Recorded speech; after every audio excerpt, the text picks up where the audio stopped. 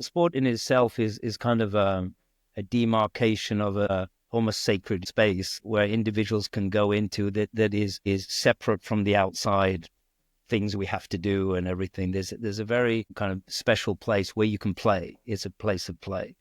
And it's a place, play along with play goes self-expression. Young kids know this very well. They carve out some little area and they play very seriously. So no, it's not that play's not serious, but it's creative. And I think that's what sport and football can be. It's its own space. Welcome to the Coachcraft podcast, where we explore the art of coaching youth sports with exceptional coaches. In each episode, we'll dive deep into the philosophies, experiences, stories, and insights of coaches who are making a difference in their communities and beyond. In these interviews, we take our time because the way to get under the surface and beyond the banal is to examine the lived experiences of guests through relaxed and invitational conversation. I'm your host, Alf Gracombe. And whether you're a coach, an aspiring coach, parent, or someone passionate about youth development, I hope Coachcraft will inspire you to learn from these coaches and improve your craft as a coach and a leader in your youth sports communities. Today's guest is Mike Smith. Born and raised in England, Mike developed a deep love for sports from an early age, playing everything from football and rugby to cricket and tennis. This early passion laid the foundation for what would become a global career in youth sports development, spanning 3 decades and multiple continents, taking him from Harvard University to the Portuguese soccer leagues in Massachusetts to ultimately serve as the CEO of Special Olympics Europe. For the past decade, he has served as a network development director for Coerver Coaching, recognized as one of the world's leading soccer skills teaching methodologies, where he has helped shape youth development programs across 50 countries. Now based in the football mecca that is Barcelona, Mike continues to innovate through his company Big Idea Sports, focusing on human-centered technology for player and coach development. Throughout his career, Mike has maintained one consistent mission: helping young people not only learn and love sports, but develop the skills and confidence to express their unique personalities both on and off the field. It's with great pleasure that I welcome Mike Smith for this thoroughly wide-ranging and fascinating conversation to the Coachcraft podcast. Hey, Mike Smith, welcome to the Coachcraft podcast. Great to have you. Pleasure to be here, Al. Thanks very much for the invite. All right. Good. Well, let's get started. So, Mike, I like to start these conversations to learn a little bit about you as a person and the beginning stage of your journey in the world of football, the world of sports. So take us back, if you can, to the early days when you first started playing as a boy. Yeah. Well, it goes a long way back. I was sports mad, I think, from the age of, the age of 3. So I was born in England, but we moved to the States for 3 years. And so I would say that's my first sports experience was in the States. Baseball was big. Back of our house, big baseball diamond. We used to go, just the kids who would walk down and pick up games or whatever. And I was 4, so I wasn't going to let, size or age put me off. I remember with my mitt was as big as my, half the size of my body kind of thing. But it was that informal introduction to sport. Sport was big in the US, obviously kids played, but it was all informal. But I took to it very fast and just loved to play, loved the environment, loved everything about it. So then we moved back to England. So we came back there just in time for 1966, which what happened in 1966? Well, a lot of people ask that. Yeah. England won a World Cup. Sure about this? As they Google it. No, so we're there in 1966. Living in Dorchester on the south coast of England. I think that was my first experience of the scale and the scope and the depth and the emotion of football. I think it was still in black and white in those days, but it was something special. And the build up to the final, as a kid, it was an emotional thing. And of course, it's your country, being represented. But even then, it was, all the players, they had iconic players. So you learned about iconic players, like Bobby Moore and the Charlton brothers and Jeff Hurst. And then in Germany, they had Franz Beckenbauer, the Kaiser. I mean, Right. it doesn't get bigger than that. You're playing against the Kaiser. Yeah, and this is what? This is only 20, a little bit more than 20 years beyond past World War II. Yes. So England, Germany had its connotations. Sure.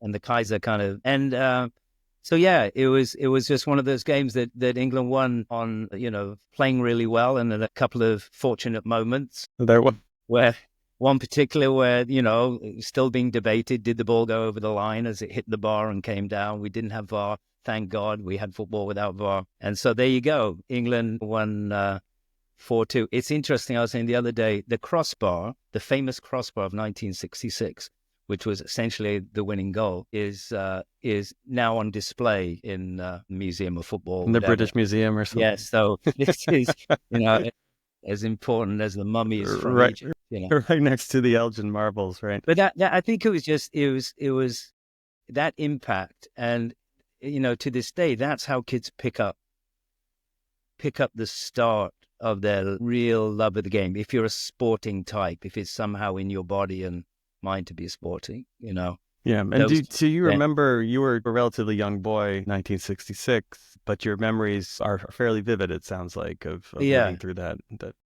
It was, and it's interesting, in those days, in England, there wasn't a lot of club sport for under 12s. So we didn't have a club team. You played a little bit in the school, maybe, but you had to go out and find it, So that's what we did. We went out and found the game, down in the local park, or stealing off to another town with 5 boys because we've been invited to a game and your parents didn't know about it, this kind of thing. And so there was no organized. Yeah, it was that pursuing the game, I think, because it just is something I just love to do,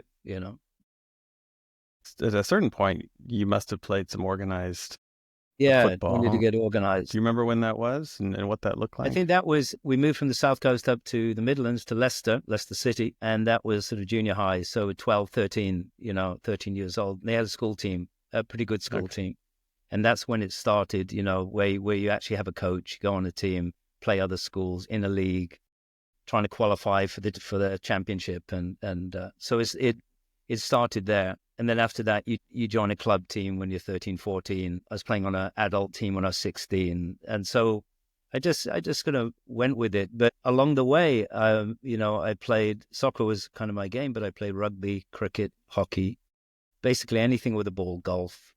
Mm-hmm. Was just somehow that environment appealed to me and fed something. So, yeah.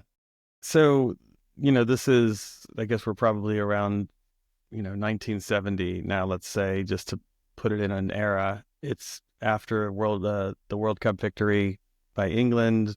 Country, no doubt, has its shoulders back and chest out in terms of its football identity. But do you remember, as you joined, these school teams, these organized teams, do you have any recollection of what the training was like, what the coaching was like, what kind of instruction you were getting? It was a different era. So I'd say there wasn't much, to be honest. There wasn't much coaching. There was a coach. I think it's more around physical. We did a lot of running and then playing. I think the coach is always more picking the team, who plays where. Yeah, just put them in a 4-4-2 and just. Yes, and I think we talked a fair bit about, about formations and things like that. But I think there was very little technical training. Throughout, when I was growing up, we didn't have technical coaches. We didn't have people who work on our skills, but we played a lot. We played a lot of games. When I was 15, 16, I played 3 games a week, competitive, Yeah. And I think that's how I developed anyway. But I would say I didn't have a lot of influence from a coach, but I think that catches up with you at some point. If you go up the levels, from high school to college team or to a professional team or semi-pro team professional, then you have a lot of intuitive way to play, but you don't necessarily have that grounding in the core skills that you need to play at the highest level. So I think it caught up. Yeah. But it didn't really stop my love of the game, from when I was a kid. Yeah. And then you must have realized, or somebody must have realized, that you were a pretty good player. And because you did then come to the U.S. for college, and you Yes. played in college as well. So I'd love to kind of hear how that story developed and how you sought out that opportunity, or how it came to you, and then what you did here in the U.S. back in the U.S. for a Yeah, second to go time. from England then to the US. So, but I had a good football soccer CV, if you like. I think it was handwritten actually, and so we had just a personal contact who knew some people around Massachusetts, and they knew people at Harvard, and I was very lucky there that there was an Irish man, Seamus Mallon. Seamus went on to be a TV commentator in the early days of soccer in the US, in the professional game. Brilliant guy. And I think it was just at the time they were just, besides the academic, I was okay, they were looking to improve their team, and they get a CV from England and it looked very good, and I tried out for the national schools team and all this kind of stuff.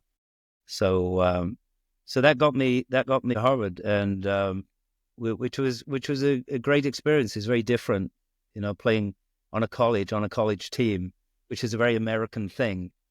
College sport is a big deal in the US. In England, it's not, with the universities, particularly unless the boat race, Oxford against Cambridge, that's the one thing. But in general, it's not. And that's that you get involved in that, and it's a different thing. So you're kind of for the first time representing something quite tangible, this place where you're at school, the people the people who come to see the game. Didn't really have that experience so much in England. And I think that was the start of when you identify with a team, is that step. And that deepens your responsibility, but also I think your game gets richer because you have to put in that extra piece into every time you get on the field. So a little bit about your team at Harvard then. Who were the other players on the team? Are there a lot of internationals? Were there a lot of Americans? Yeah, A mix? a mix. I think the first time that when I arrived as a freshman was their effort to bring in more international players. And I think there was one before. In our freshman year, there were 5 international players as freshmen playing on the first team, which was unheard of. Yeah. And we had a really good season.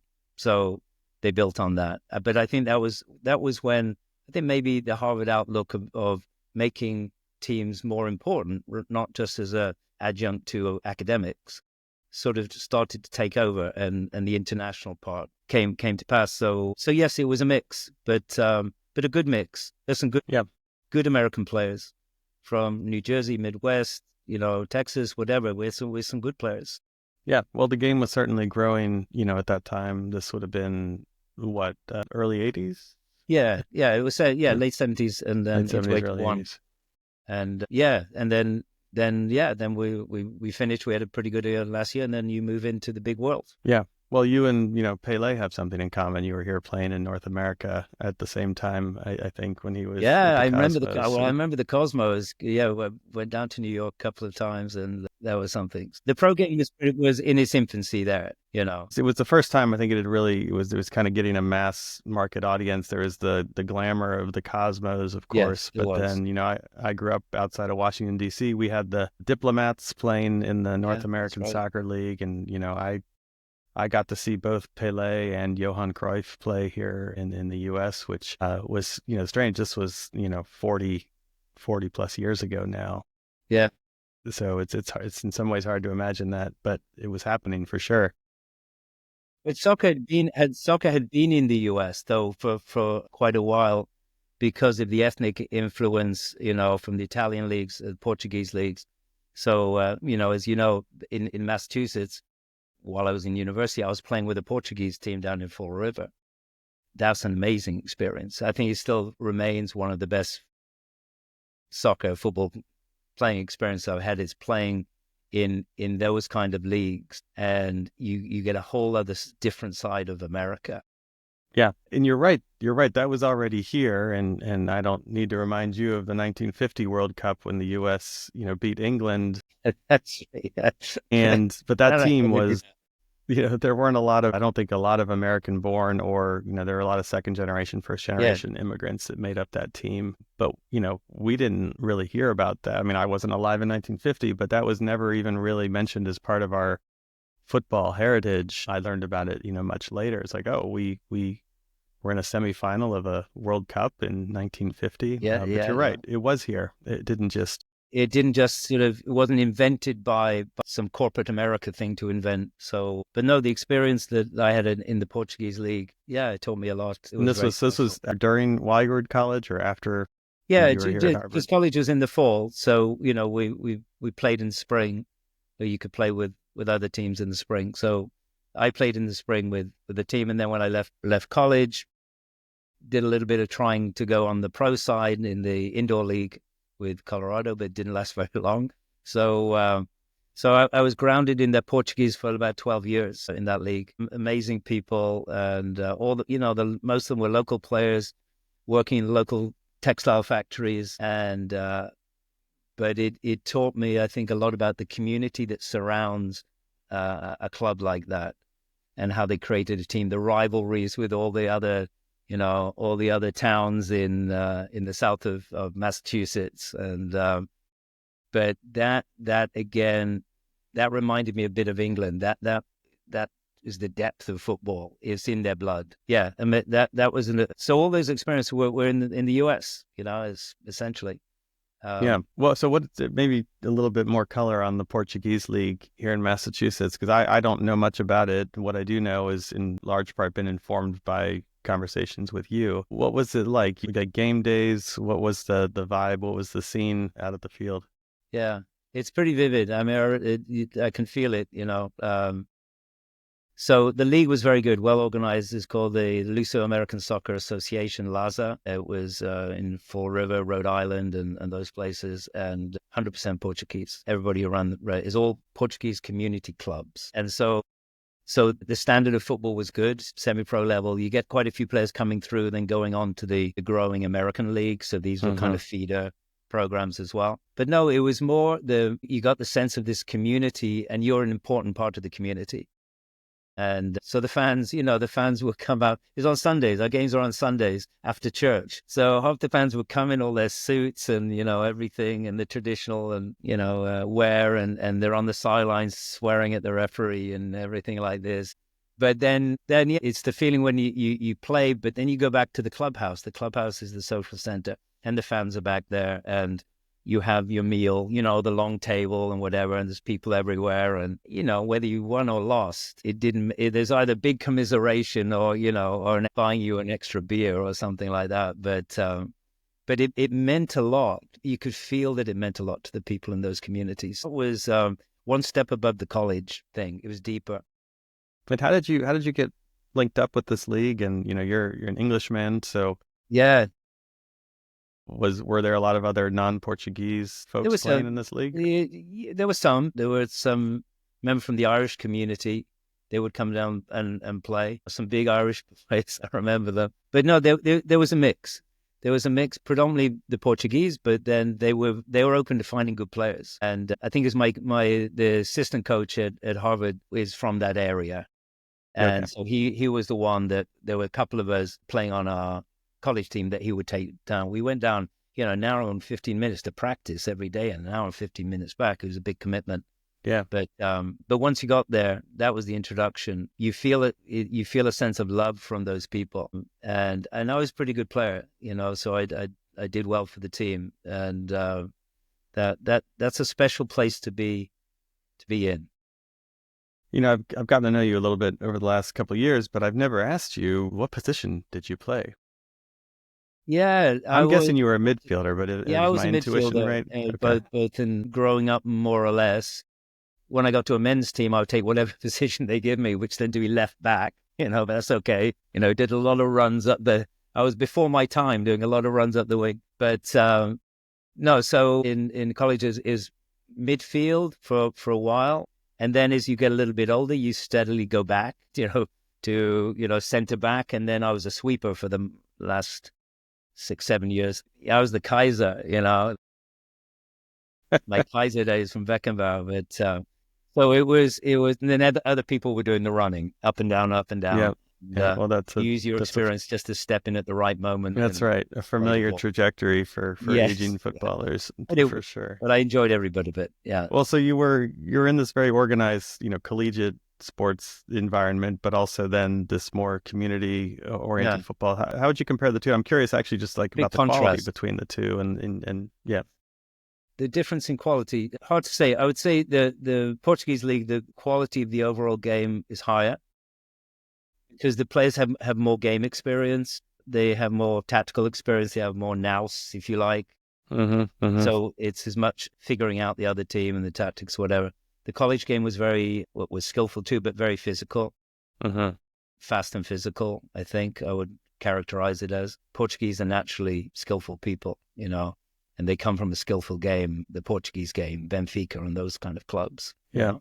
So I think that was the difference, but both very competitive. But I think the skill level and the speed was faster in the Portuguese league, and there seemed to be more on the line when you walked out on the field. Yeah. I'm not from Massachusetts, but I grew up in the DC area, but I've been in Boston now for about 20 years. And I've seen the remnants, or not, I don't want to say remnants because it's still present very much, but of the Portuguese influence in around this area. Like very few people know, there's a statue at Foxborough of Eusebio, the great Eusebio, of Portuguese course. player. Yeah, yeah. My son plays club football, and we were out at a game in the more western part of the state in Springfield, and his game was in this stadium. It wasn't a new stadium, and then there was this clubhouse. It was a Portuguese club. And I remember after the game going in there was a snack bar and, kind of this open area with tables. And I was like, oh, yeah, this is, and it had clearly been something that had been there for a while. But I think that's another example of where that kind of community, Portuguese football was present. And then Brazil and Portugal played a friendly, maybe it was about 10 years ago or so at Foxborough. And I went, and wow, what a scene that was. It's like the entire Portuguese and Brazilian communities came out for this game. An incredibly festive, fun evening, at the USA football venue. They just completely took it over. It doesn't change. It doesn't go away. Yeah. That kind of, that connection back to your country of origin, and that's the great thing about the game. Great thing about football. No, and absolutely felt that, just being there. And so just back to your story then. You're here in Massachusetts and you're playing in that league, but you're also transitioning a bit into a professional career in the game or in sport. So what else were you doing while you were here in Massachusetts?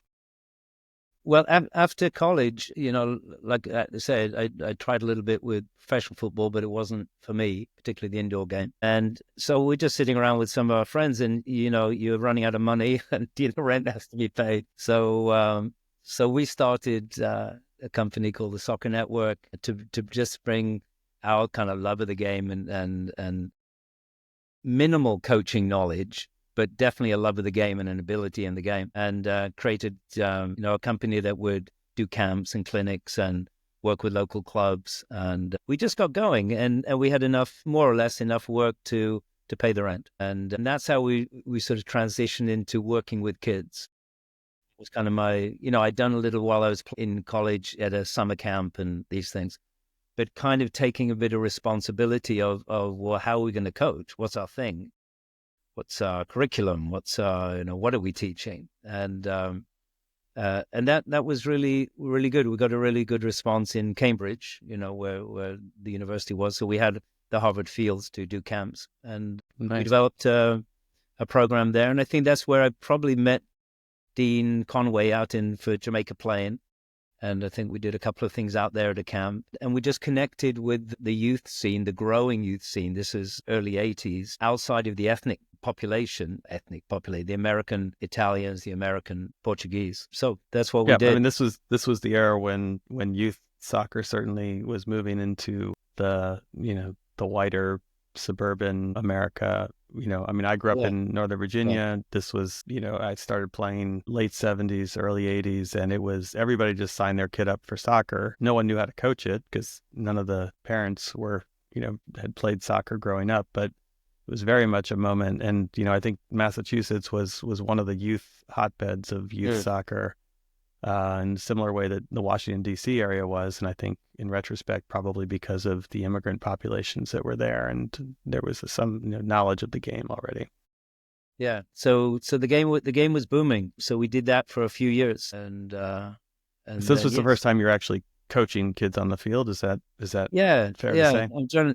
Yes. So I was working with a good friend of mine, Doug Tajan. So he had the USSFA license, so he was the license coach. And I think for my part, I love working with kids, and I love being around them. So at the camps, we had a lot of fun.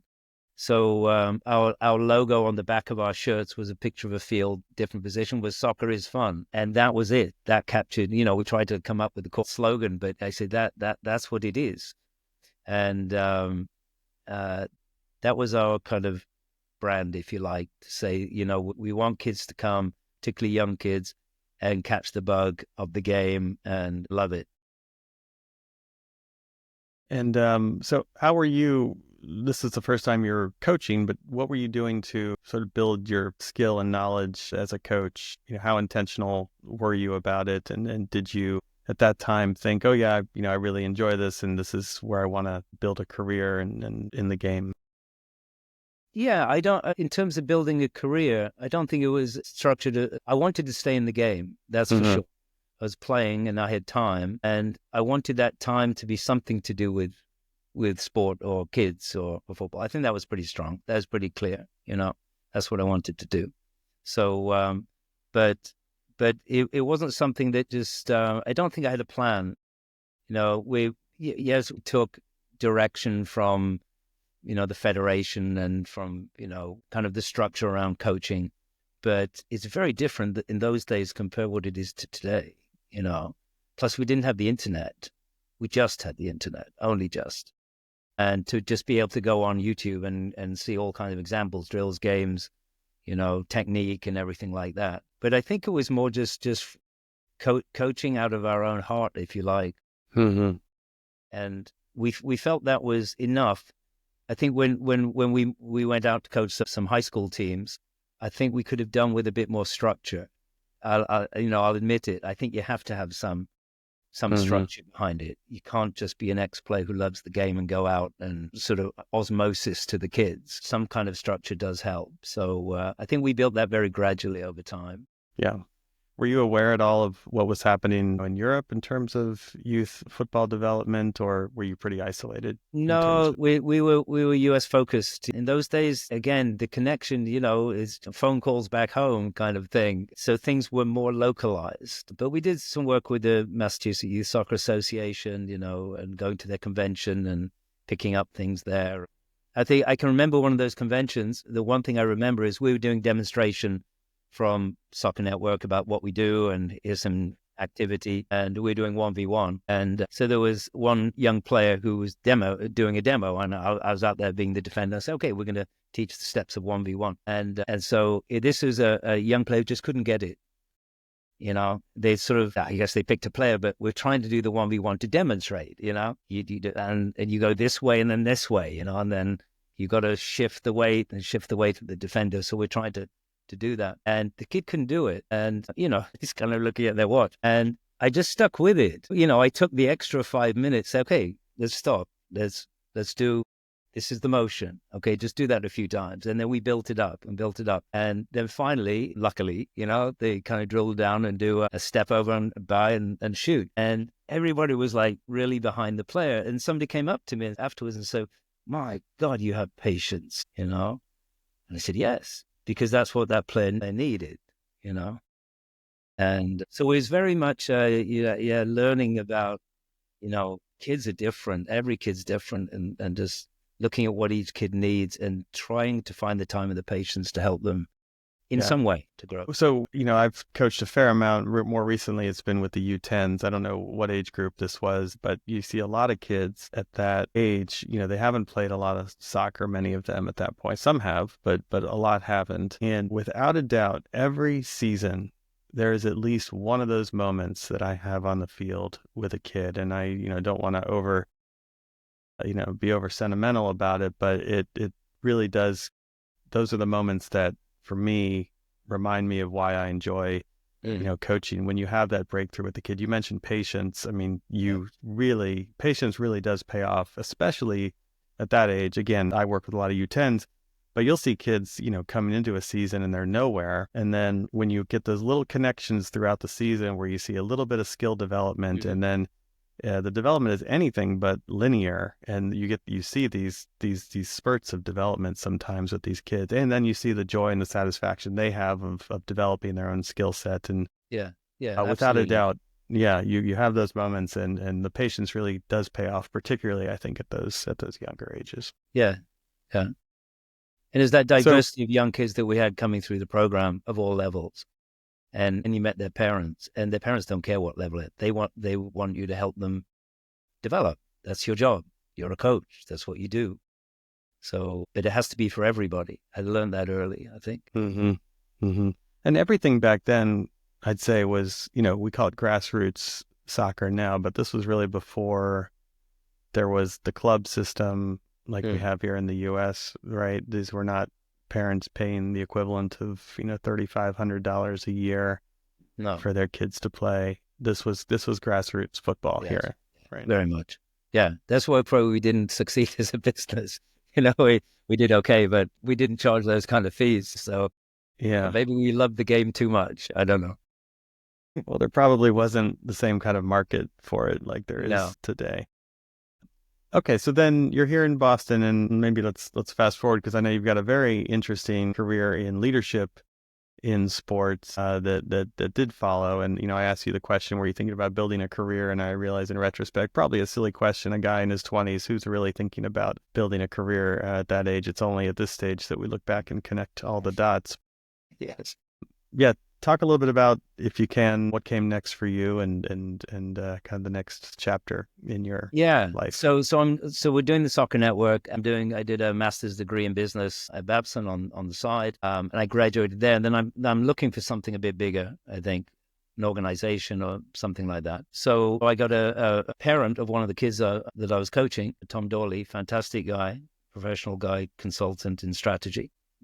He was representing a project in Special Olympics in Washington, D.C., run by Eunice Kennedy and Sarge Schreiber. And so he said, they're looking for a football director, a soccer director, So it was one of those things. I wasn't looking, but somebody's looking, and somebody knows. So he introduced me to the people at Special Olympics in D.C., and I went down there, and I was so blown away by the organization and the people, and particularly Eunice Kennedy and her strength and desire to bring sport to individuals with intellectual disability around the world. I mean, it's amazing vision. And so it was one of these things I just went down to have a look at. And after 10 minutes with her, and then with Sergeant Schreiber, who started the Peace Corps, and he's just showing me the globe and the map and said, you could change so many lives around there.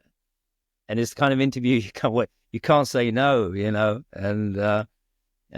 anyway, so they liked my application, and I ended up going down to Washington, D.C., and moving on to the next thing with Special Olympics. And so how old was that organization at that point? It'd been around for a while, since the 60s. 68, I think, was the first World Games in Chicago, I think, if I remember rightly. So it'd been around a while. So it was established, and they were trying to go to the next level. And Eunice Kennedy was an enormous sports person. Sarge Schreiber was a global thinker. So it's an interesting combination of the two. But she wanted anybody who had an intellectual disability to have proper coaching.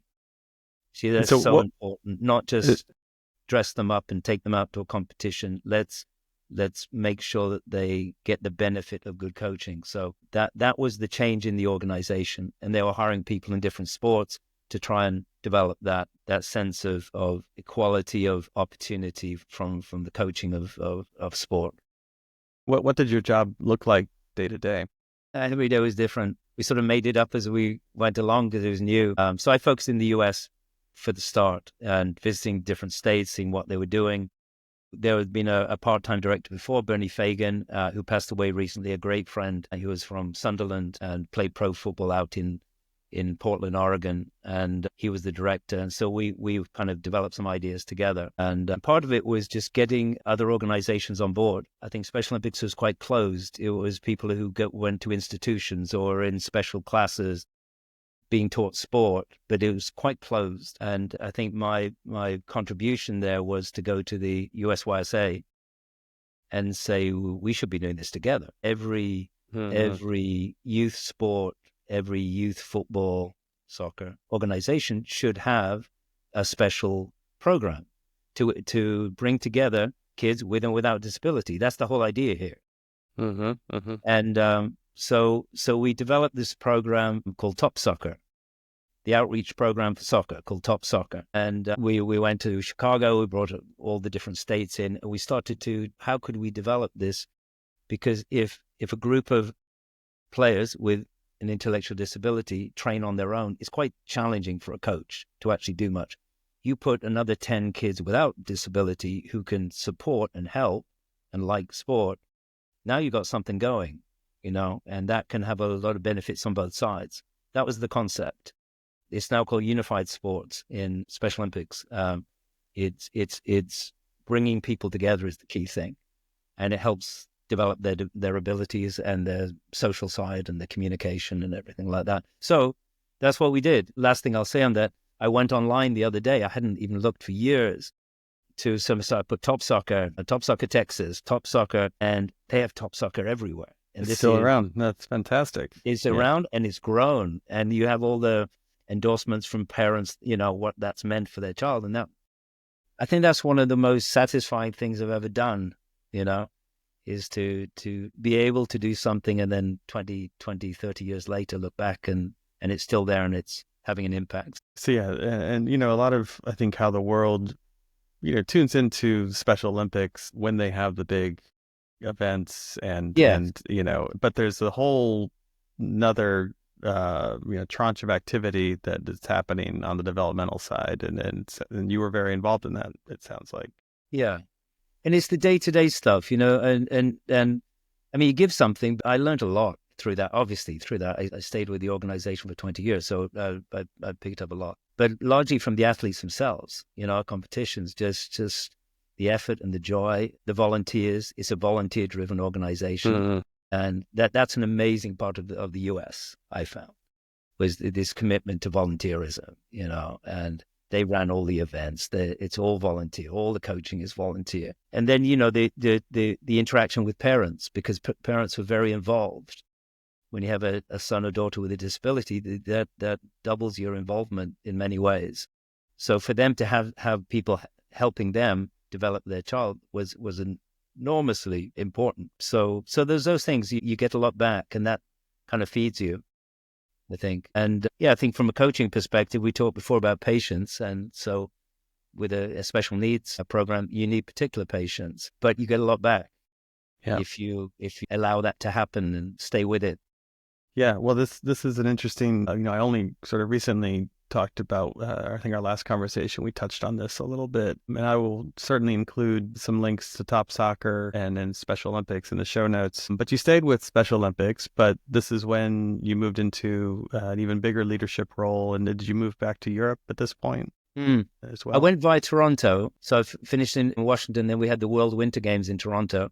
So I went up there for 2.5, 3 years to be a representative for the international side. And so understood how Canadians are different to Americans, and that was really good, really interesting, seeing the difference, not very far over the border. It felt more like Europe, Is that right? Yes, it did. Definitely did. And it was incredibly cold. I've never been as cold in my life in Toronto. But again, it's a World Games, fantastic experience. You got 60 countries coming in, and it's all the winter sports. It was a great experience. And then that finished, and then I moved to Brussels to become the CEO of the European network, the European organization. It was Europe and Eurasia, Russia, former Soviet Union. So it was pretty big Europe in those days. Yeah, so we developed the different programs around Europe. That was kind of next step, which is a bit more, as you say, leadership oriented rather than, just grassroots sport. So, But that, again, was a really interesting experience of that. And I mean, you were in a completely different role, of course, than when you started here in the U.S. with Special Olympics. But you mentioned the volunteerism and that dimension to it here in the U.S. Just quickly, I'm curious: is there a point of contrast there with what you experienced in Europe? And admittedly, maybe you weren't on the ground as much, kind of seeing it up close, but. Yeah, I think it varied. I mean, it which country, but in Europe, there's plenty of social capital, if you like, of volunteerism. But there were a lot of professionals who coaches who worked in that field, so they're working in a center or something like that. They tend to come more. The government puts more money into it. It's more supported, particularly like the Nordic countries or Germany, and but still a lot of volunteers. In the further you go east, it varies. Tends to be more institutional. So we spent several trips going around Russia, which is fascinating. We were in that whole region. But there it's very much institutionalized. But sport is such a big thing particularly from the communist, ideology side. Sport's very important. So everybody does sport. And it's about fitness and your mind and your body. And it doesn't matter who you are, that sport's important. So you see very different kind of nuances of how they approached it. But again, I think that what drives it was, let's say in soccer, it was the game and the athletes, the players, they bring that same energy. It doesn't matter where you are. It could be in America in a Portuguese league or in Russia in a Special Olympics program with young people playing. And the game is the game. And I think that's what was always my approach was the game is the game. So it's equal to and equally open. Make it equally open. Well, say, of all the people I know in sports, in football, you have a particularly unique experience just in terms of the different geographies in which you've lived and worked. And I know a lot of people in sports, have that kind of background, but, you're an Englishman, you went to school in the U.S., you worked in the U.S., you worked in Toronto, and then back in Europe. And you were working at a very high level in this leadership role. But talk a little bit about your transition out of Special Olympics and kind of what was behind that. Where were you in your life? And then where were you physically? Because I know now you're in Barcelona, but is that where you went after that? Or Yeah, were so there other we stops were in in between? Brussels, and I think I'd done everything I wanted to do. To be honest, I loved the people and loved the challenge, traveling around all the countries, seeing the different cultures, and so it's all fascinating. And we just had our first child, who was 2 or 3 years old, so that was a shift. Getting married, having kids, and so I think we're just looking for something different. So as a part of that, we looked at the map of Europe and said, well, we've been in grey, cloudy Brussels for 10 years. And so what could be next? So we looked around the whole Mediterranean coast base. We've got the map of the Mediterranean coast. My wife wanted to go to Turkey. That was on the cards at the time. We almost did, but didn't. And is she English as well, Mike? No, she's Belgian, so she was the local connection. So you look at Italy, it's a bit chaotic to go as a foreigner and build something there. Because it didn't have any there. We're just independents now, looking for the next thing. The French coast Riviera is very expensive.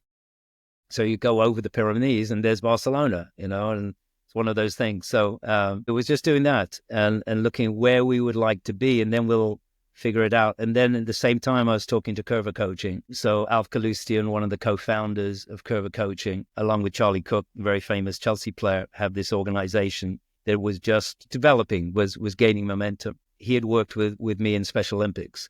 So the Coerver so that's where you met. He would come to the World Games to do clinics and everything. He was really into that, trying to figure out that, how to do more ball mastery with our athletes, and make that impact. So they were looking for somebody to help them grow their network.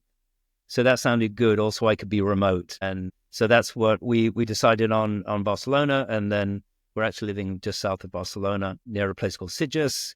We went there because we had a growing family. We had a second child, and the environment, the weather, the family friendliness of the Spanish culture, everything seemed to fit.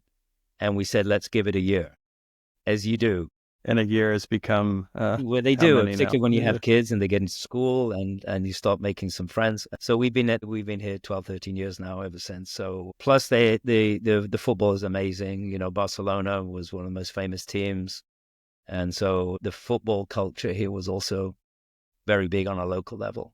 So if I'm getting my dates correct, you moved there probably during the Guardiola Renaissance.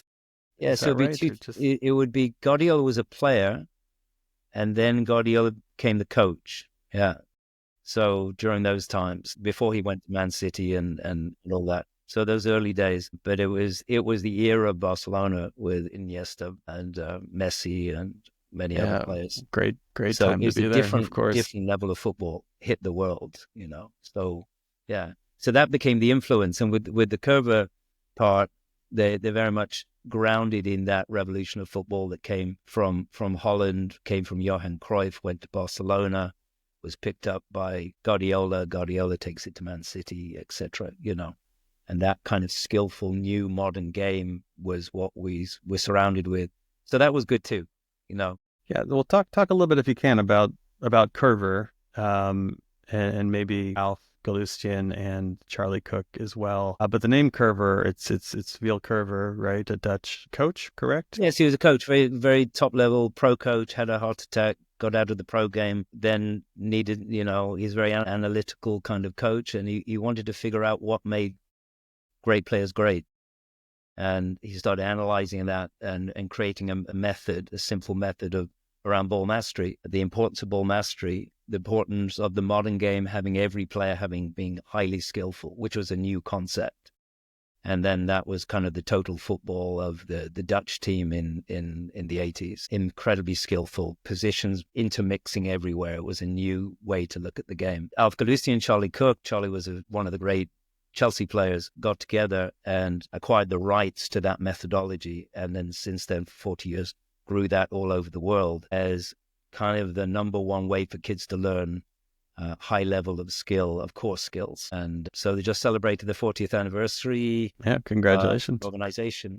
We went to Adidas headquarters in Herzog, amazing trip. And Adidas have been a sponsor for 30 some years. So this organization that kind of laser focused on the technical side of the game in the bigger context of playing the game. So I joined them. And so I now coordinate licensees in Europe, Middle East, Africa, and Latin America. And so there we look for kind of like-minded coaches who want to bring this kind of methodology and teaching to the players and promote that, and continues to grow, around the world. Yeah, well, I mean, obviously the Dutch influence on world football is very much outsized considering its size as a country, but it's certainly exported more than a few ideas in the world of football. So this has been your job. You're working internationally, and you're working with a lot of these coaches now in different parts of the world, as you mentioned. I'm curious, kind of how you have experienced that in terms of differences or similarities from country to country and what you're seeing. I mean, these are coaches who are coming to Coerver, so on some level, they're probably very bought into this methodology or this approach to football, but how do you see some of these things play out on the ground with these coaches in different parts of the world?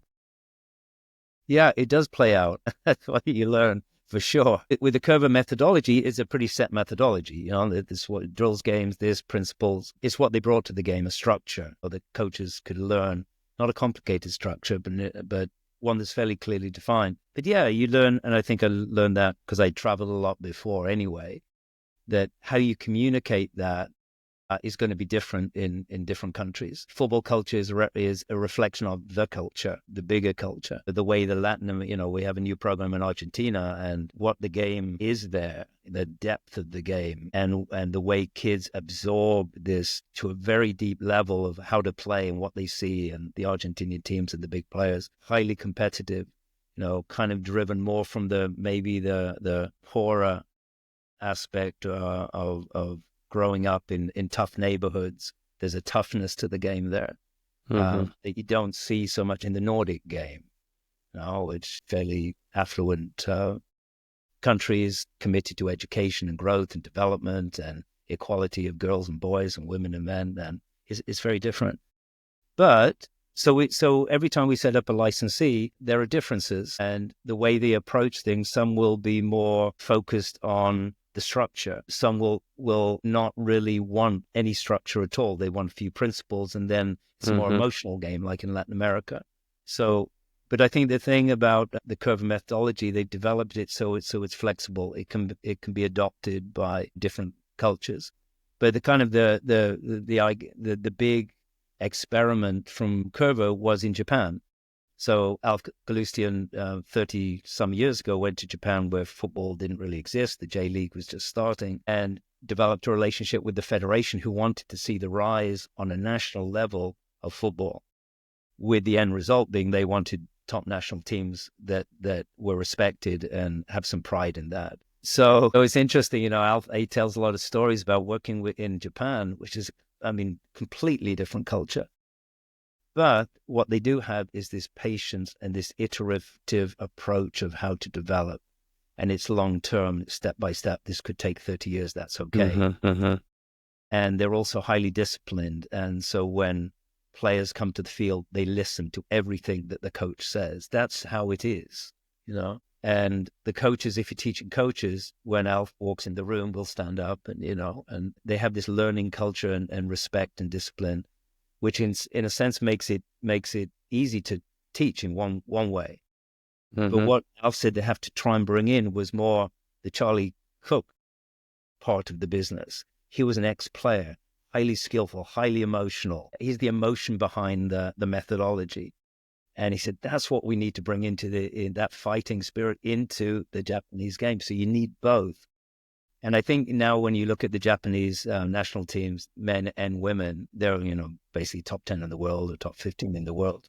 Yeah, Japan, similar to the U.S., was really nowhere on the international scene, and I think they certainly put forward respectable teams on the men's side, and then they won the tournament on the women's side, of course, which was a remarkable tournament, and actually, frankly, a tournament run that was fueled very much by a lot of emotion after the earthquake and the tsunami. Yes, that's right. In Japan, that was one of the most remarkable sporting events and runs by a team that I think I saw. But yeah, so the women's game certainly has developed it's huge. Immensely. Huge. So that involvement in the women's game for Coerver was long time standing in the US. Global representative in the Coerver girls side is Christine Lilly, one of the greatest players of all time. But she grew up as a Coerver kid, if you like, mostly with boys. Girls football didn't really exist. But somebody like that who went on to an amazing career will always explain why having those core skills was so important to her, and how it set her one step above, and how it helped to deal with the pressure of the growingly competitive game at the international level. You still had to fall back on that ability for first touch, the ability for 1v1, the ability to see space, those kind of core basic principles. So how do you maybe talk a little bit about the Coerver principles, which are very, very technical, very individual ball mastery oriented, but then also this idea of small-sided games as a development tool within, the youth system. Not that these things have to be an either or, certainly, but in relation to one another, how do you experience that? And how does Coerver also talk about small-sided games in their methodology? Yes, because you can cover the original Coerver was very much based on repetition, ball mastery. The more time you spend with the ball and teach your brain rather than your feet how to control and move the ball and manipulate the ball, that was that. And so that was kind of the mark of Coerver. But it's been 40 years because you have two co-founders who are endlessly curious about and how can we do this better. So they've evolved as the game has evolved. So ball mastery is still a foundation, but on top of that, you build 1v1, you build combinations, you build small group play. A lot of the practice in Coerver is in small groups, 2v2, 3v3, et cetera, et cetera. Because, and I would agree with the people who say, small-sided play with conditions or constraints is a fantastic teacher. That's become for years, an integral part of the Coerver method. So you have foundation skills, you have combinations, how you combine in small groups, and then you have the more open, small-sided game. How do you bring that into a game? So I think there's been an evolution there. So it's come a long way from the work of Phil Coerver, who is very much 99% individual repetition to fit but the game has changed too, the demands of the game. I think Coerver's changed along with that. So I don't think it is an either or. I think both are useful, but if you don't have the core skills of being that ball feeling, that ability to receive the ball, move with the ball, see space, the core things to pass, to shoot, the technical side of that, if you don't have that, then as the game gets less space, more pressure, you fall back on those skills in an intuitive way. Mm-hmm. On the other hand, if you just do lots of repetition at training and that's it, then you're definitely taking away a big part of the game that will then show up. The lack of creativity, the lack of joy in the game, you'll see that.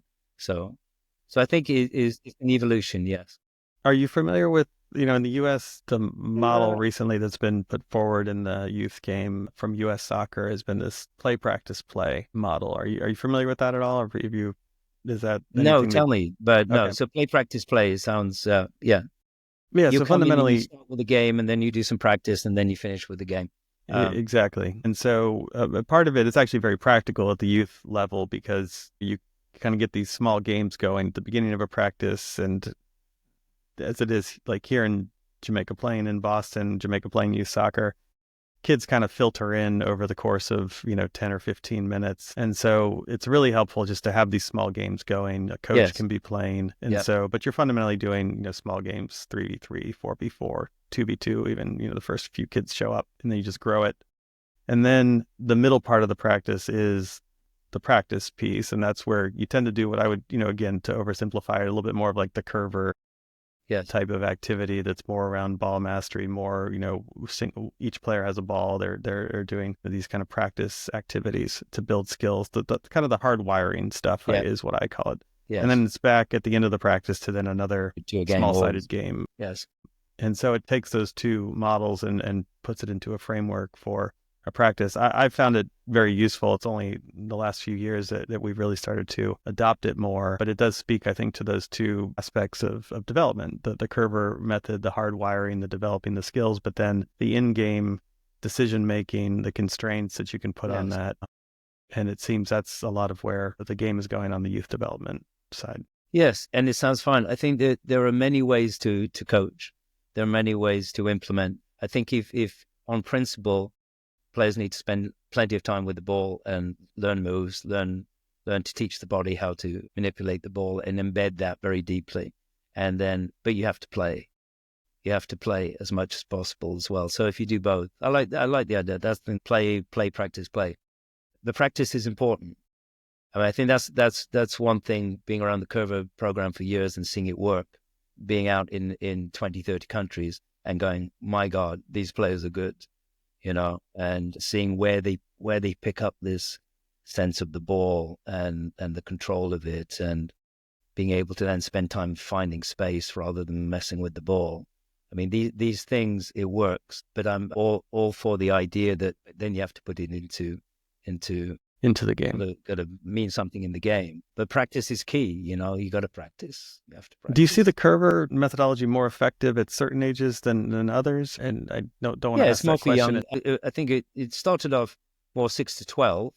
Okay. And over the last 5 years, they've evolved more into small. It's more the small-sided game approach, that the next fight into the team and what's needed there. So now I would say it's kind of 6 to 16. It's not the professional game. Although some of our coaches work with professional players, because the individual touch on the ball, that you have to keep that sharp, and some top players still need to learn a move. That's just the way it is. There's many ways to coach, and I think as Alf Galusian taught me, he says, in the end, you coach what you believe. There's lots of sources. Take it in, look at your team, feel good with the way you're coaching, and look to the players and see how that's adding to the players' game, and be honest. Is the way you're coaching adding to their game? Yeah. So, Mike, you've done a lot of work, of course, with Coerver, as we just talked about, but it's not all that you're doing in football.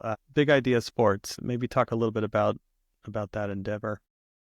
Yeah. So, Big Idea Sports was a concept again with a few football friends of. Besides doing the Coerver work, we wanted a space where we could look at innovation and look at the youth game, or what's the youth game need, to move onto a level that is more inclusive and is better for kids. So that was our goal. How can we make the game better for kids? And Coerver Project is one way to do that. So we started looking at technology and how that might help, because a lot of technology coming into the professional game, some of it's trickling down into the youth game for good and bad. And we started to just ask, what does the game need? And it doesn't take much, to go to a game, whether it be in America or in England or Spain or whatever. And game day it can be pretty brutal still, kind of the atmosphere, the pressure, the parents kind of mimicking the Barcelona fans against Madrid, that bringing that intensity into it that is a bit over the top. And we're thinking, this doesn't help, and this is not helping the game. And kids drop out and they're early, and the coaches are really becoming, directive coaches from the sideline. Well, you're seeing that in from the parents and everything. Yeah. Plus, they model themselves, just like the kids model themselves on watching Messi and wanting to do that. The coaches watch Guardiola or Xavi or whoever on the sidelines, like this, not understanding that's just part of the professional game. As much as I love Guardiola as a good example as a manager, I never, ever recommend to any coach that we work with here on the grassroots level to behave as he does on the touchline. I don't think Guardiola would either, so yeah. I'm not sure what good he's even doing. These players, they know. No, it's part of, but he's very involved in the game often. Part of the pressure too on coaches where, if you lose 4 or 5 games in a row in the Premier League, that means something. If you do that in a youth sports, it should not mean very much. It should not mean something. And it just means, well, we've got to keep going. It's a totally different arena. So we're trying to think, what can we do? And we focused more in on how do you help coaches? How do you help coaches get better? There's a lot of material, the lack of material, drills, games, everything out there. There's plenty of that already. Don't need to go there. But this thing of how do you help coaches work on and improve and be more connected to the players that they're coaching? Because that when a player goes out in the field every Sunday, that's a tough walk. It's a challenging situation, both physically, mentally, socially. Being on a youth team is not the easiest thing, particularly in the environment of lots of parents around and whatever. And the coach is that grounding point for a lot of players and needs to be. To understand this is not just a walk in the woods. This is players put a lot of importance on how they play and how they do. And so the role of the coach, what is the role of the coach? So we started looking into that, and how a coach can help those players navigate the game, navigate the atmosphere, and how you can connect that to the training that they do, and how you can communicate better. So it really came down to helping coaches communicate good, positive, useful feedback to their players on a regular basis. And we looked into that, and we found that most coaches do feedback in a very general way. In the team, how did we do? The defense was a bit open, or, we created some good stuff, just didn't finish. This kind of general approach, where most individual kids couldn't care less about that. I mean, they listen, whatever. What kids care about is how they did during the game. What parents care about is how their kid did during the game. So we decided to develop a tool to help coaches observe a game in a way, more individual way, of how's that player doing? How's Alf doing in a particular skill or in his team spirit? He's still working on his first touch, to answer the question for you. Yeah. Well, then that would come up. But then, so what do we do? But so we've developed a version 1 of an application. Simple application for coaches, particularly for beginner coaches, to learn how to look at the game from a developmental point of view, and then how to see the game from an observer point of view, to step back and not get overly involved in the emotion of the crowd and the score and everything, but how are our players doing? And not as a group, how's Alf doing? How's Mike doing? How's Jean doing? And being able to capture those thoughts and then transforming those into useful feedback. And so we've created an application to do that called Match Fives, and we're testing it. And If you go to the Big Idea Sport website, you can see a bit of information on it. If there are coaches out there who want to try it with their teams, we're into the testing phase. We'd love to try it out with anybody. But we really, from the testing we've done, the feedback has been, it actually just helps you step back from the emotion of the game and be more of a, what value can I add to this? The fact is, a coach can't add any value during the game. Very little during the game. The value is in taking observation point of view and saying, how are we doing? How are we playing? What are we doing well? And particularly from an individual, start off with that. What are we doing well? So Alf, what did you do well? Okay, now let's have a talk about what could be the next level. So we developed this tool, and it's around well done, what's next approach from coaches on an individual level throughout the season, and involving parents in that discussion so they understand why we're doing this. Coach actually cares about my kid and is trying to help them develop as an individual, the I-in team, I guess you would call it. But, tech has always been a part of sport, but certainly the technology has evolved exponentially just in the last, 5-6 years. And of course, we see it in the professional game. And it's inevitable that we'll be looking for applications for the tech at the youth level. Inevitable. And it feels to me, and I'd be curious to get your perspective on this, but we're at a moment where we have access to a lot of tech, but we're not really sure how to incorporate it into youth sports and development more broadly. And I always, on a personal level, enjoy or kind of look to tech that enables improved reflection and kind of assist a bit in maybe perceiving the things that I might be missing. But I kind of, you work in this space, what are you seeing in terms of trends around tech adoption in the world of football or youth sports generally?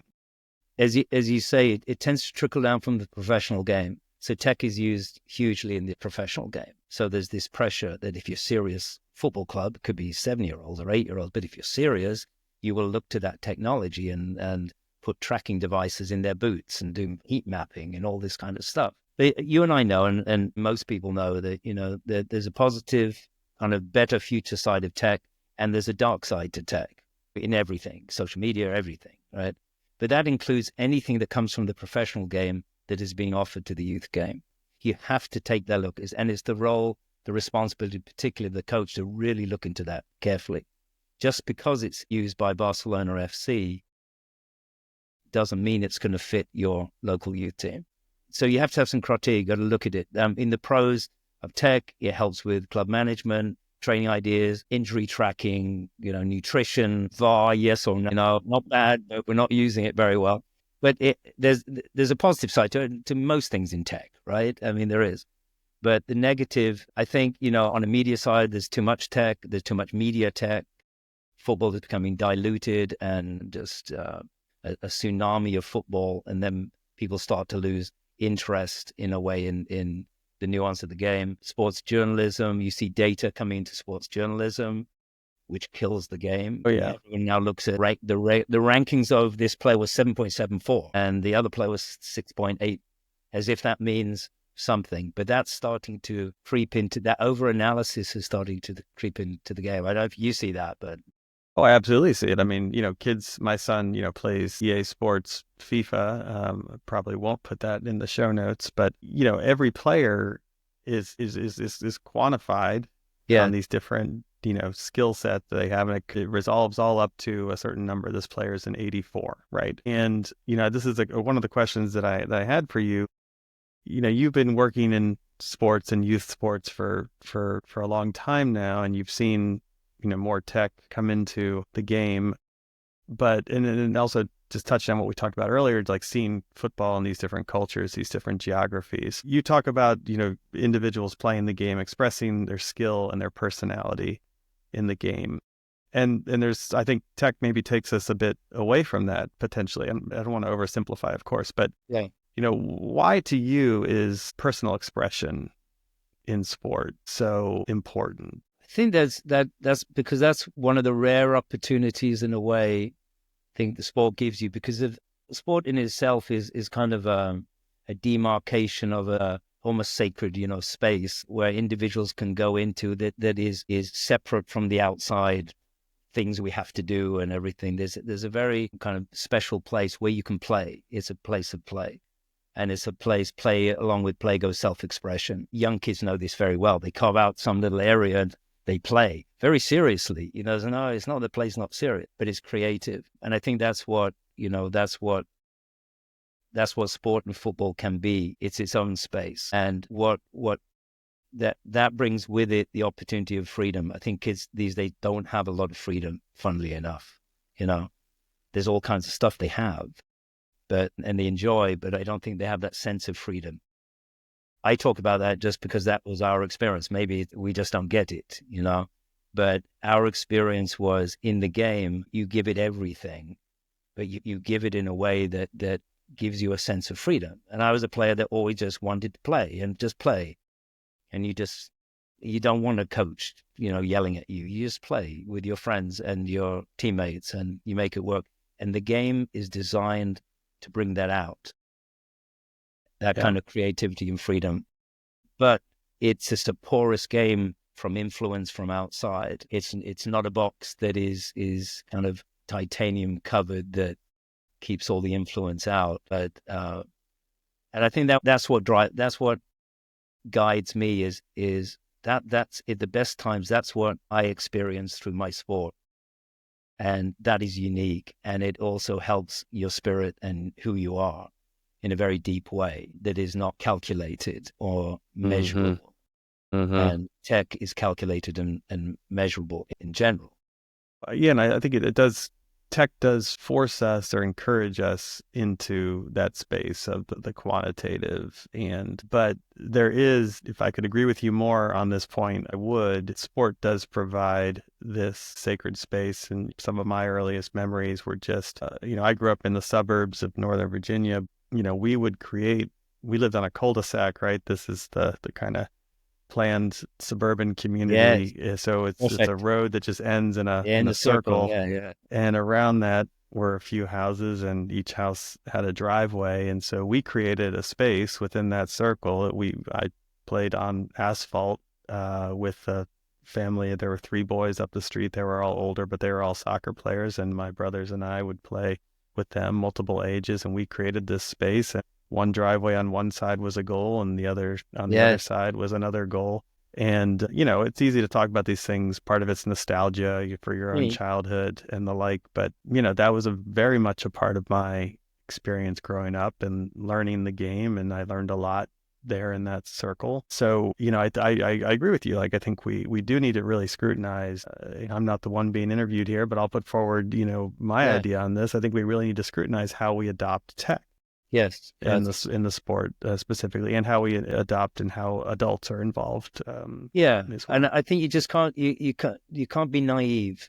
And as a coach, or if you're running a sports program, and there's a lot of that, just letting it happen because it's the trend, and it's always look at the pros, and I think that our approach is the kids look at the pros and they get inspired by it, and good. Now let's take the pros out of it, and let's develop a good program for kids. That's what you're about. And the good program for the kids game, which is not the pro game. But the pro game can have enormously positive influence. But in technology, it's interesting. I was watching, there's a new program on Netflix about the Saudi league, the Saudi professional league, with Ronaldo, Benzema, and these people, and how that's shaping football and the next generation. So it's very interesting. There was one of the coaches, foreign coach, German coach, with a top player, and they're doing their post-game kind of analysis, post-game catch-up, right? And this is professional, right? So he's talking about the game, and the player had a good game, and he's just talking like you and me about the game and this and this and this. And then he sort of swivels his computer over, goes, so let's have a look at the stats, And then both of them, their tone drops, the emotion drops, their interest drops, and the player just kind of looks, has no impact whatsoever, because we've already done it. We've already talked about the game, and to know, well, you ran 2 kilometers more than the last game. I'm not sure if that's good or bad, but but it is. I can see it. There's a point and there are marginal gains in the program tactically and technically maybe that tech can bring. That there's no doubt, right? Sure. And it's a game of tight margins. But I don't think ultimately that's going to make the difference with the top players and the way the game changes. In the youth game, it has no application, personally, I think. And you'll get that same reaction. Kids might look at, something interesting, but it won't improve the game. And it shifts them more into the video game world. And I think we're trying to shift them away from as a other side of the video game world is that game. But anyway, as we got into developing Match 5, so we tried to ask these questions. How can you develop something that is just good, human-centered, spirit-building, good for coaches, good for parents? And it's not easy when you start then creating something to Yeah. And sure. the impulse in many ways drives you or takes you towards complexity. And one of the things I love to say about football is that it's a simple game. It's a simple game. Yeah. And anyway, in the end, we just said no tracking. So no visual tracking, no rankings, no player boards, no microanalysis. Those are our 4 principles that we try to stick to when we design this platform for coaches and players and parents. Yeah. Yeah. Brilliant.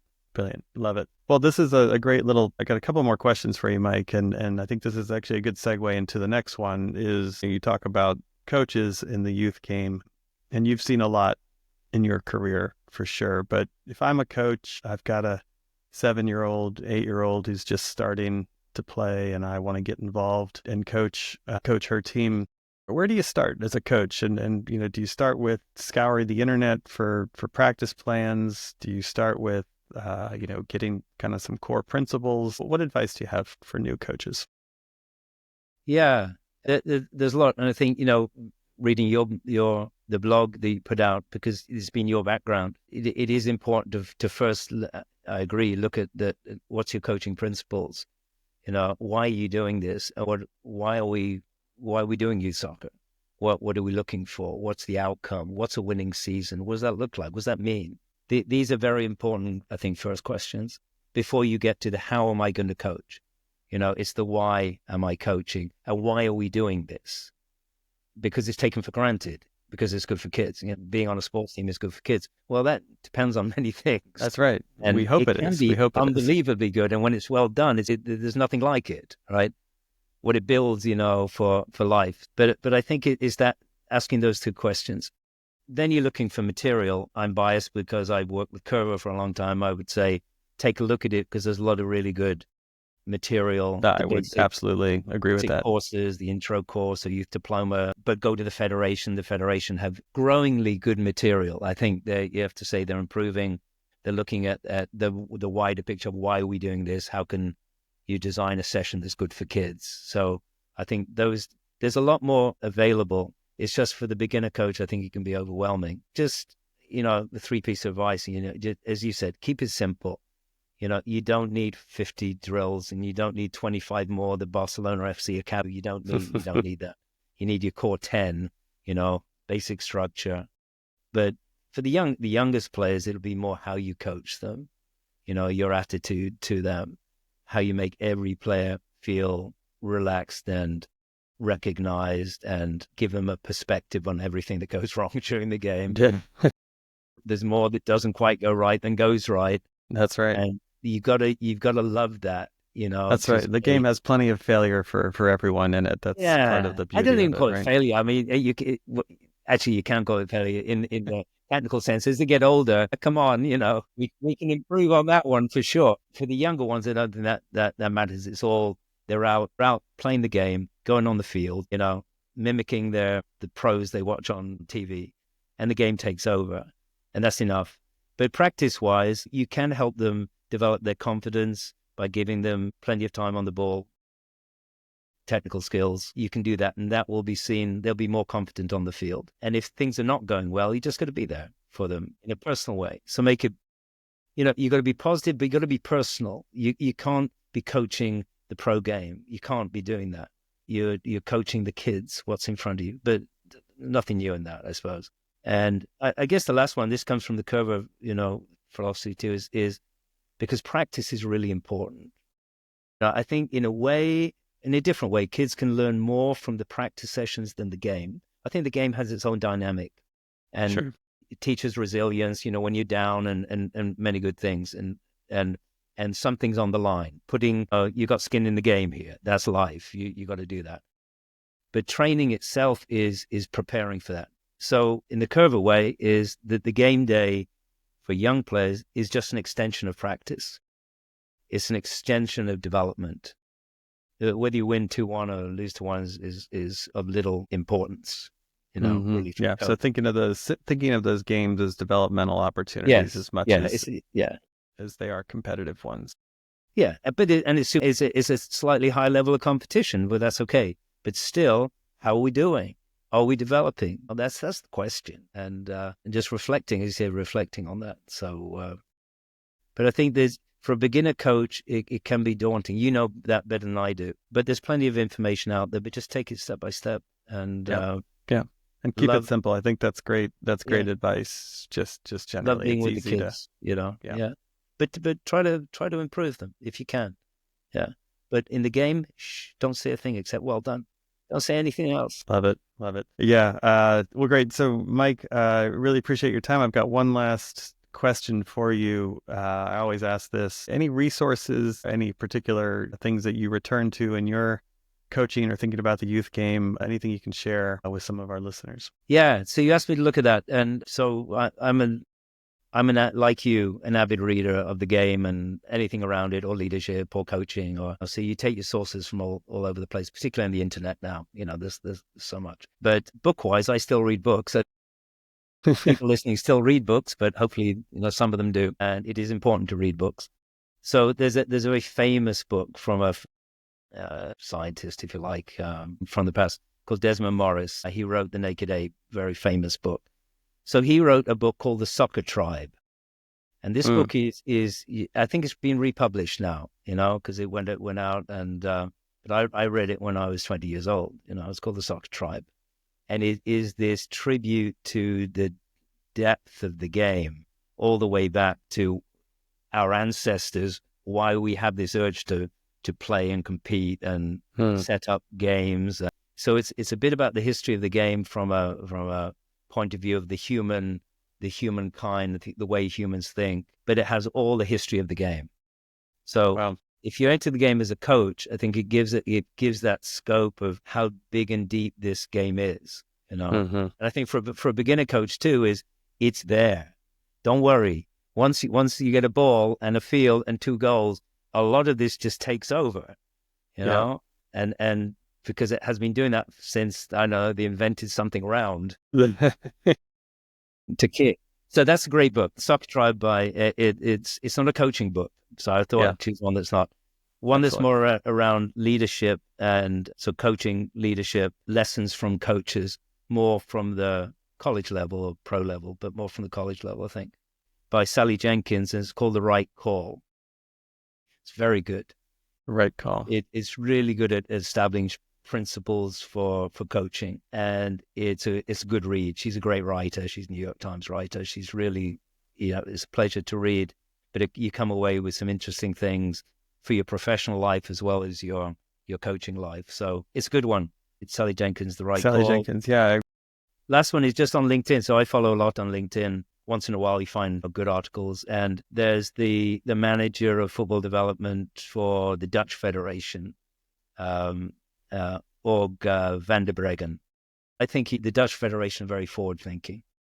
And they ask a lot of questions about what's good for kids, and also how do you develop top players as well? How do you devise the different settings for different kids at different levels? And he's very, very passionate about that part of the game.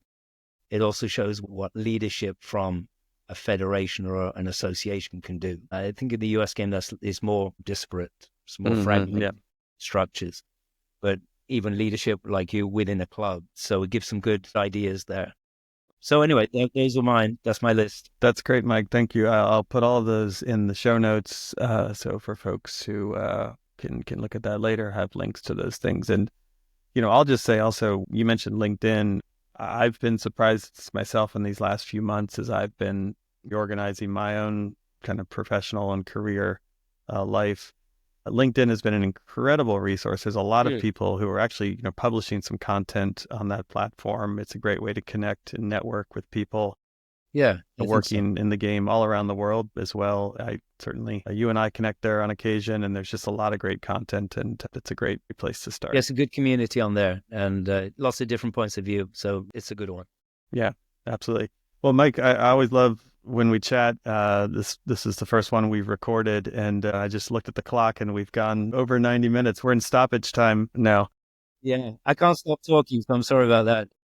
Hey, it's a podcast. That's exactly what we're here to do. It's always great talking to you, and I appreciate your time and just being on the podcast here. And we'll definitely get the show notes out for everyone to see. And you can come to Coach Craft Podcast to find that info. Yeah. But yeah, Mike, again, thank you. You're really welcome. I wish you luck with your project, and I see how it's starting to take shape. With your blog and the podcast, and I think there's a space for it because there's a lot of stuff out there on sport and football. But the youth coach approach is to do it intelligently and with some really good intent. I think there is a space for that. I see it.